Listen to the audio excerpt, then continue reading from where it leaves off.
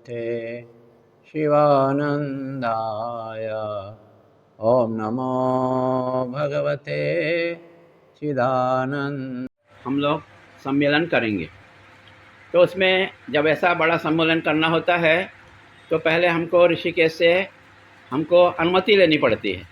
यदि उन लोग अनुमति देते हैं तो हम करते हैं। तो इस समय उन्होंने राज़ी हो गए और उन्होंने समय हमको दिए, क्योंकि उनके बिना हम अकेले तो कर नहीं सकते हैं। तो उन्होंने जो समय दिया हमको, वो समय था 28 दिसंबर, 29 दिसंबर और 30 दिसंबर। ये समय उन्होंने हमको अलाट किए। तो इस हिसाब से फिर हम लोग यहाँ पर तैयारी किए। तो पहला हम लोग का मीटिंग, हम लोग ऐसा शुरू से ही हम मान के चलते थे कि हमारा छत्तीसगढ़ इतना विशाल है कि सभी लोग एक जगह इकट्ठा होना मुश्किल है। क्योंकि यदि रायपुर को हम सेंट्रल पॉइंट माने तो वहाँ से 450 किलोमीटर बस्तर एरिया है, ठीक है। तो उधर का हर आदमी इधर आ नहीं सकता है। तो हम लोग शुरू में ही ऐसा अवधारणा बनाए कि एक हम जो है वो बस्तर एरिया और दूसरा non Bastar area. Non Bastar area में हम सब इधर किए। तो एक सत्संग हम लोग वहाँ पर किए, दूसरा हम कैंप में किए। तो हम लोग विशेष तौर से गेट टुगेदर कि भाई कम से कम हमारे जो कैंप वाले हैं उनको आप पहचानें और आप लोग को वो पहचान ले। तो सबसे बढ़िया ये है कि हम इस बहाने एक सत्संग कर लें हम जो है। और मैंने इस कारण चुना, आप लोग को भी कोई अतिरिक्त कुछ श्रम करने का या समय निकालने की ज़रूरत नहीं है, क्योंकि मैं जानता था कि आप हर शनिवार को यहाँ पर सत्संग करते थे। तो मैं कैंप वाले भाई को बोला, भाई उनके सत्संग में हम लोग शामिल हो जाएंगे और अपना परिचय भी दे देंगे, ठीक है। और जो है औपचारिक रूप से अभी से निमंत्रण दे देंगे। निमंत्रण कार्ड तो बाद में छपेगा, तब तो और एक बार आएंगे, पर अभी से एक दिमाग में डाल देते हैं बात को कि भाई आप लोग आइए, मानसिक रूप से तैयार हो जाइए, ठीक है। तो इस कारण से हम सब, मैं कैंप की तरफ से आया। तो आज का सत्संग हम लोग शुरू करते हैं जय गणेश कीर्तन के साथ में, ठीक है। 2-3 भजन आप करना, 2-3 भजन ये कैंप वाले करेंगे या 1-2 करेंगे समय को देख करके, और बाद में जैसा भगवान प्रेरणा देगा 5-10 मिनट हम बोल देंगे, ठीक है। तो चलिए शुरू करें। जय गणेश। हाँ, कैंप वाले आप शुरू कर दो भाई, चलो।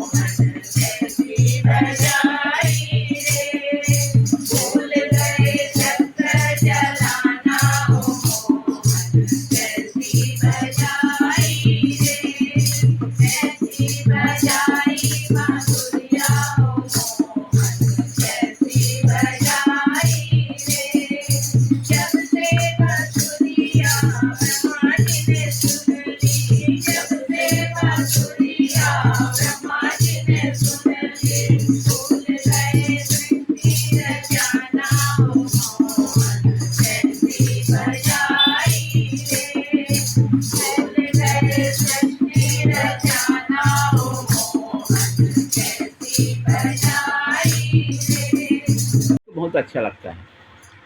हमारे लिए जो लक्ष्य है वो लक्ष्य ये है कि दूसरे अध्याय का 55 श्लोक, ठीक है।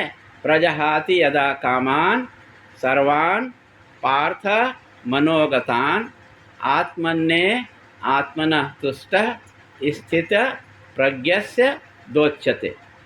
ये किसका लक्षण है? ये ज्ञानी का लक्षण है। और हमारा टारगेट क्या है? हमको ज्ञानी बनना है, ठीक है। तो हमको लक्ष्य को पता होना चाहिए कि हमको करना क्या है। लक्ष्य पता नहीं होगा तो हमारे उसमें अचीवमेंट नहीं होगा, हम पहुंच नहीं पाएंगे। इस कारण से लक्ष्य चुनना बहुत ज़रूरी है। तो जो अर्जुन का प्रश्न था कि जो ज्ञानी है वो कैसे चलता है, कैसे बैठता है, कैसे खाता है, क्या साधना है, तो उसको कृष्ण भगवान यही बात को बताते हैं कि क्या करना है। प्रजहाति यदा कामान सर्वान् पार्थ मनोगतान्। आपके मन में जितने भी प्रकार की कामनाएं हैं वो कामनाओं को आपको त्यागना पड़ेगा। नाना प्रकार की कामनाएं हैं, और गृहस्थ लोगों को तो और बहुत सारे कामना है। मेरे बेटी की शादी हो जाए, शादी हो गए तो बच्चा अच्छा हो जाए, देरी हो रहा है तो एक परेशानी और है, ठीक है ना। बहुत सारी परेशानी रहती है। बच्चे लोग हैं, बच्चे लोग का पहले कि मेरे अच्छे नंबर से पास हो जाओ, तो नाना प्रकार का कामना है। तो कृष्ण भगवान ये बोलते हैं कि प्रजहाति यदा कामान, जितने भी प्रकार के कामनाएं हैं वो कामनाओं को आपको छोड़ना पड़ेगा यदि प्रभु को प्राप्त करना है तो, यदि आपको ज्ञानी बनना है तो। क्योंकि कामना ही हमारा सबसे बड़ा शत्रु है, क्योंकि वही हमको भ्रमित करके रखता है, वही हमको प्रभु से अलग करके रखता है। कामना ही भगवान से अलग करके रखता है, ठीक है। तो हमें क्या करना चाहिए? कामनाओं को छोड़ना चाहिए। प्रजहाति यदा कामान सर्वान् पार्थ मनोगतान्। तब क्या करना चाहिए? आत्मन्ये आत्मना तुष्टा। अपने आत्मा में ही रमण करना है। आत्मा में क्यों रमण करना है? कि हम जो है आनंद का खोज हर आदमी करता है, हर जीव करता है, ठीक है। और उस आनंद को हम संसार के वस्तुओं में, पत्नी में, बच्चे में, धन संपत्ति में, घर में, इसमें खोजते हैं। और यही भ्रम है। जहाँ हम आनंद जो है इसमें खोजते हैं, एक दिन पता चलता है कि न तो पत्नी के शरीर में आनंद है। यदि आनंद होता तो दो जोड़ी जो है उसमें तलाक नहीं होता, विवाह विच्छेद नहीं होता, ठीक है। तो 10 साल रहने के बाद वो विच्छेदित हो जाते हैं। मतलब ये है कि सही में आनंद नहीं है। यदि लड़का आपको वृद्धाश्रम में छोड़ता है तब लगता है कि ये लड़का नहीं होने से ज़्यादा अच्छा था जो हमको दुख दे रहा है कि नहीं। तो जिस हम कामना करते हैं वो कामना ही, एक बात याद रखिए, कामना ही हमको दुख देती है। दुख देने वाला कोई नहीं है। दुख देने वाला आपका पुत्र नहीं है, दुख देने वाला आपका संपत्ति नहीं है। जो आप कामना गलत धारणा करके बैठे हुए हो वही आपको दुख देने वाला है।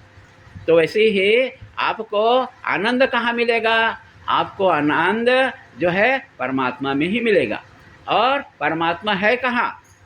तो बोलते हैं, संत लोग बोलते हैं, मोको कहाँ रे ढूढ़े बंदे, मैं तो तेरे पास में। बोलते हैं, सुने कि नहीं सुने?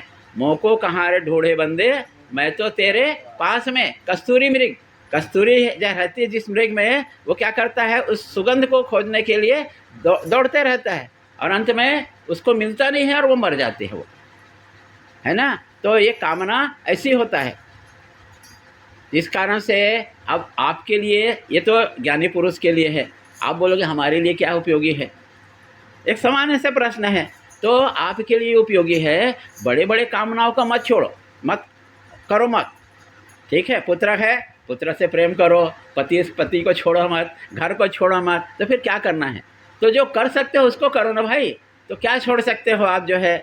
तो जो सबसे ज़्यादा ज़रूरी चीज़ है उसको एकदम छोड़ो मत, उसको कम करो, कम से शुरू करो और टारगेट रहेगा छोड़ने का, ठीक है। तो वो टारगेट क्या है जिसको हम कर सकते हैं? तो हमारे लिए सबसे ज़रूरी है, ना हमारे लिए पति ज़रूरी है, ना हमारे लिए बेटा ज़रूरी है, ना हमारे लिए संपत्ति ज़रूरी है। तो क्या ज़रूरी है हमारे लिए?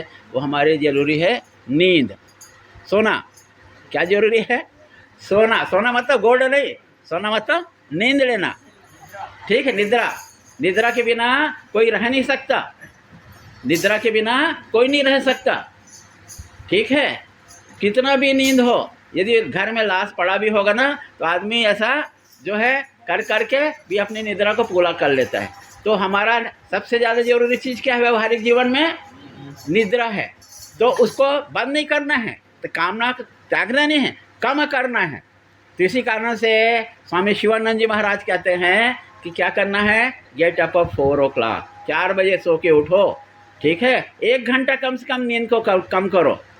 ठीक है, तो 6 घंटा आपके लिए नींद पर्याप्त है। 10 बजे सोओगे तो 4 बजे उठो, 6 घंटा पूरा हो जाता है। अब आप जो है क्या करोगे? कोई तो सूर्योदय तो देखता ही नहीं है, सूर्योदय कब हुआ कोई देखता ही नहीं है, तो ये तो ज्यादती है जो। तो हमको क्या करना है? हमको क्या करना है? निद्रा में कम करना है। ठीक है। दूसरा, स्वामी शिवानंद बोलते हैं शरीर को ठीक ठाक करने के लिए योगासन करना है, आसन करना है, प्राणायाम करना है। और आजकल तो देखो बहुत सारा बीमारी चल रहा है। क्या बोलते हैं, क्या बीमारी बोले इसको? वायरल फीवर है। आपको वायरल फीवर नहीं होगा यदि आप 5 मिनट जो है सूर्य नमस्कार करें और 3 मिनट आप जो है प्राणायाम करें। 10 मिनट टोटल करेंगे, गारंटी है कि आपको जो है आपको बीमारी से ग्रसित, रोग से ग्रसित आप नहीं होंगे। अब तीसरी चीज़ है, मेन जरूरी चीज़ है, वो ये है कि आपको संतुलित आहार लेना है, आपको आहार संयम करना है आपको जो है। ठीक है, आपको आहार संयम करना होगा, नहीं तो उसके बिना आपको प्रभु बहुत दूर है। ठीक है, तो ये बहुत ज़रूरी चीज़ है। निद्रा का थोड़ा कम कीजिए और उसको अपने मन भगवान का नाम में लगाइए। और सबसे बड़ी चीज़ है, यहाँ सब लोग पढ़े लिखे देख रहा हूँ मैं, ठीक है, पर गीता का कोई अध्ययन नहीं करता है, रामायण का कोई अध्ययन नहीं करता है। तो आप में और अंगूठा छाप में फ़र्क क्या है बताओ? अंगूठा छाप बोलेगा काला अक्षर भैंस बराबर, तो आपके लिए भी काला अक्षर भैंस बराबर हो गया, है ना? तो देखो हमको ज्ञान कहाँ से मिलता है? ऐसा प्रथम भगति संतन कर संगा, द्वितीय रत्मम कथा प्रसंगा। अरे भाई, संतों का संग करो, भगवान की कथाओं सुनो, भगवान की लीला सुनो। और सत्संग का सबसे बढ़िया माध्यम है क्या? शास्त्रों का अध्ययन करना। क्योंकि ऋषि मुनि लोग क्या किए हैं? अपने ज्ञान को उसमें संचित करके रखे हैं। तो थोड़ा थोड़ा पढ़ो ना भाई, स्वाध्याय करना बहुत ज़रूरी है, पर स्वाध्याय करो, अर्थ सहित करो, और जितना पढ़े हो उसको थोड़ा सा मेमोराइज करो, बैठ करके चिंतन करो कि आज हमने क्या पढ़ा है, तब वो लाभदायक होगा, अन्यथा लाभदायक नहीं होगा। ठीक है, तो मैं सोचता हूँ सब आज के लिए बस इतना ही है। ठीक है, तो गीता में एक चीज़ और आया, संतोष भाई को देख के मैं एक चीज़ मेरे को अभी विचार आया। वो विचार ये आया कि विचार ऐसे आया, शुभ अशुभ परित्यागी यो मद भक्त समय प्रिय। यह ज्ञानी का लक्षण है, ये भक्त का लक्षण है, पर वास्तव में ज्ञानी का लक्षण है। क्योंकि भक्त जो है हमेशा शुभ और अशुभ को देख के काम करता है। ये मुहूर्त ठीक है कि नहीं है, ये गृह प्रवेश करना ठीक है कि नहीं है, ये शादी ये समय में करना है ठीक है कि नहीं है। ठीक है, पर कृष्ण भगवान ही बोले हैं शुभ अशुभ परित्यागी यो मद भक्त समय प्रिय, 12 अध्याय में। ठीक है, अष्टका बोलते हैं, 8 श्लोक में एक श्लोक, आधा श्लोक है ये, है ना? तो हमको क्या करना है? शुभ और शुभ को दोनों को त्यागना है। ये कैसे होगा? ये कैसे होगा? विचारों में परिवर्तन। विचारों में पर किस स्थिति में रह के बोले हैं? वो इस स्थिति में रह के बोले हैं कि आप जो है अपने को शरीर समझते हो। क्या समझते हो? अपने को शरीर समझते हो आप। तो शरीर समझते हो तो शरीर में यहाँ अपवित्रता है, ठीक है, यहाँ मल है, मूत्र है, तो आप क्या सोचते हो कि मैं अपवित्र हूँ। तो उसके लिए हम लोग क्या सोचते हैं? हम वैसा मल मूत्र त्यागने के बाद में स्नान करना चाहिए, हाथ पैर धोना चाहिए। ठीक है, पर ज्ञानी क्या है? वो ज्ञानी आपको बोलता है कि मैं शरीर नहीं हूँ। ज्ञानी का पहला लक्षण क्या है? वो बोलता है मैं शरीर नहीं हूँ। तो शरीर नहीं हूँ तो क्या है? मैं आत्मा हूँ। और आत्मा कैसे है? अजर है, अमर है, असंग है, नित्य है। ठीक है, ये आत्मा का क्वालिटी है। तो जब आप आत्मा है तो आत्मा न किसी को स्पर्श कर सकता है, न काट सकता है, न उसको वायु जो है उड़ा सकती है, न अग्नि उसको जला सकती है। तो आप ऐसा तत्व है, ऐसा यही आपका मूल साधना है। कि आपको यही आपको करना है, रोज़ सोचना है कि ये शरीर मेरा नहीं है, ये मैं शरीर नहीं हूँ, ठीक है, ऐसा मैं अमर आत्मा हूँ, अमर आत्मा हूँ मैं जो है, ऐसा सोचोगे तो पवित्रता और अपवित्रता सभी खत्म हो जाता है। क्योंकि वो बोलते हैं 3 गुण जो होता है ना, सत्वगुण, रजगुण और तमोगुण, हर आदमी में 3 गुण हैं, पर कभी समय में सत्वगुण प्रकट हो जाता है तो रज और तम जो है दबा के प्रकट होता है, ठीक है। और जब आप जो है पति के ऊपर गुस्सा करते हैं तो आंखें लाल हो जाता है, फेस बदल जाता है, आवाज़ बदल जाता है, तो सोचो उस समय में आपका तमोगुण हावी हो गया है, तमोगुण हावी हो गया है और सत्व और रज को दबा दिया है वो। तो ये तीनों गुण सभी में है। तो हमें क्या करना है, बात ये, टारगेट हमें मालूम होना चाहिए, इसमें भी टारगेट मालूम होना चाहिए। तो हमको ऐसा काम करना है कि जो है तमोगुण को तो हमेशा दबा के रखना है। तो तमोगुण क्या करता है, इसको मैं जोड़ रहा हूँ, निद्रा से जोड़ रहा हूँ। तमोगुण क्या करता है, तमोगुण बोलता है, तमोगुण करता है कि टालो, क्या करना है, टालते रहो। अरे आज नहीं, कल करे सो आज कर, आज करे सो, अब इसका उल्टा है, उसका है, ठीक है। करे सो कल करे, कल करे हाँ, ये टालू है, ये इसको आलसी बोलते हैं। क्या बोलते हैं इसको, आलसी बोलते हैं। प्रमाद, प्रमाद करना, अरे छोड़ो देखा जाएगा, अभी तो बहुत समय है, प्रमाद, ठीक है। तो आलस, निद्रा, प्रमाद, अधिक सोना, ये तामसी का गुण है। तो भगवान ना करे आप लोग ऐसा हो, पर अपना आत्मचिंतन करना जरूरी है कि क्या हम इसमें फंसे तो नहीं हैं, हम कहें, ठीक है ना। दूसरा रजोगुण, दूसरा क्या है, रजोगुण। तो रजोगुण क्या करता है, रजोगुण सिर्फ करता है मुझको कर्म करना है, कर्म करना है और कर्म करना है। तो कर्म क्यों करना है, कर्म क्यों करना है, फोकट में कोई कर्म नहीं करना चाहता, ठीक है। तो उसके लिए क्यों करता है कर्म, पैसा चाहिए। तो दिन रात वो पैसे के फैक्ट्री जैसा दिन रात पैसे के पीछे पड़ा रहता है। यदि आप में से कोई ऐसा पैसे के पीछे पड़े हो तो निश्चित मानो निश्चित मानो कि आप जो है रजोगुण आप में हावी हो गया है, ठीक है भाई। गुणों का इसी का समझना जरूरी है। और यदि आप में पूजा पाठ में अभी देरी बहुत हो गया है, पर घर में चिंता लग रही है ना, तो वो भी है। इस कारण से पूजा पाठ में मन लगता है, स्वाध्याय में मन लगता है, जब तप में मन लगता है, तो ये समझो आप जो है सत्वगुणी हो। पर ये भी आपका टारगेट नहीं है, याद रखना। ये आपका सेकंड स्टेप है, ये आपका टारगेट नहीं है। आपको टारगेट करना है, क्या टारगेट रखना है, देखो, ब्रह्मानंदम परम सुखदम केवलम ज्ञानमूर्तिम और गगन सदृश्यम तत्त्वमस्यादिलक्ष्यम एकम नित्यम विमलमचलम सर्वधि साक्षिभूतम भावातीतम, नहीं यहीं पे रुकना है, क्या है, भावातीतम त्रिगुण रहितम। ये त्रिगुण से रहित होना है आपको। देखो ये श्लोक में यही आप बार बार पढ़ते हो, पर ये बात को हम कभी ध्यान नहीं देते हैं। हमारा टारगेट क्या है, त्रिगुण रहितम। हमको न तमोगुण, न रजोगुण, न सत्वगुण, इसको सबको सुपरसीड करना है हमको, ये हमारा लक्ष्य है। तो जब तक के अपने गुण के बारे में हम बार बार नहीं सोचेंगे तो हमको पता नहीं चलेगा। तो आपका लक्ष्य क्या है, आपका लक्ष्य क्या है, त्रिगुण रहितम, तीनों गुण से आपको रहित रहना है। और क्या है, आप इसको थोड़ा सा रोज सोचना, द्वंद्वातीतम गगन सदृश्यम, ठीक है। गगन है, आकाश है, आकाश क्या है, आकाश जो खाली जगह है वो आकाश है। वो आकाश हमारे अंदर भी है, बाहर में भी है।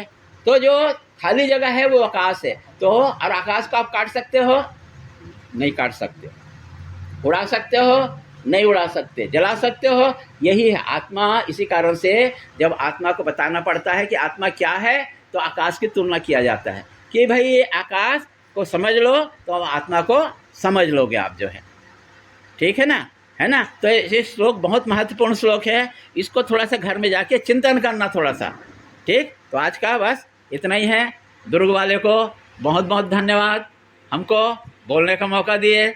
और बहुत सारा परेशानी के बीच में श्रवण किए और आप सबका बहुत बहुत साधुवाद। अभी मेरे पास में 2 सूचना है, ठीक है। वो 2 सूचना है कि एक हमारी नानी जी समाप्त हुई, क्या नाम था उसका, इंदिरा जी, ठीक है, वो एक है। और एक वो जो ऊपर वहाँ बैठे हुए हैं, दूर में बैठे हुए हैं, संतोष पिल्ले, उनकी बहन, उनका कल स्वर्गवास हुआ, ठीक है। तो हम वो क्या बेबी नाम था क्या, है ना। तो उनको आत्म शांति के लिए और सद्गति के लिए हम लोग प्रार्थना करेंगे। और आप में से और किसी का कोई जो है संबंधी यदि अभी हुआ हो, उनके लिए भी हम प्रार्थना करते हैं। और हम भगवान से प्रार्थना करते हैं, शंकर भगवान से, आप सभी का स्वास्थ्य उत्तम हो, आप सभी निरोगी हो, आप सभी दीर्घायु हो, भगवान की असीम कृपा आप पर बने रहे, ठीक है। माँ लक्ष्मी की कृपा बने रहे। इन समस्त प्रकार के कामनाओं के साथ में हम 5 बार पंचाक्षरी मंत्र और 11 बार महामृत्यु मंत्र करते हैं। और ये फल को वो दिवंगत आत्मा को देते हैं, जहाँ भी हो, जिस लोक में हो, इसका फल उनको, इसका पुण्य उनको मिले, ऐसा हम भगवान शंकर से प्रार्थना करते हैं। चलिए, ओ